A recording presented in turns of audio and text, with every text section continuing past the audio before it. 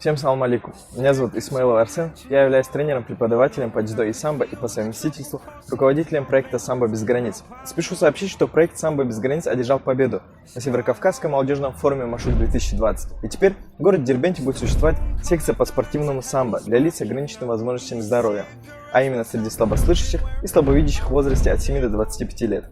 Все тренировки будут проходить бесплатно на базе школы Олимпийского резерва города Дербент. Это один из самых больших, оборудованных и современных спортзалов нашего города. Также каждому записавшемуся ученику абсолютно бесплатно предоставляется вся необходимая спортивная экипировка, а именно борцовки, шорты, куртки для спортивного самбо, а также жгуты для общефизического развития ребенка. Вся необходимая контактная информация по поводу записи в секцию будет указана внизу в описании. Благодаря проекту «Самбо без границ» созданы все необходимые условия для занятия спортом. Поэтому занимайтесь спортом, друзья, и показывайте правильный пример своему младшему поколению. Всем ассаламу алейкум.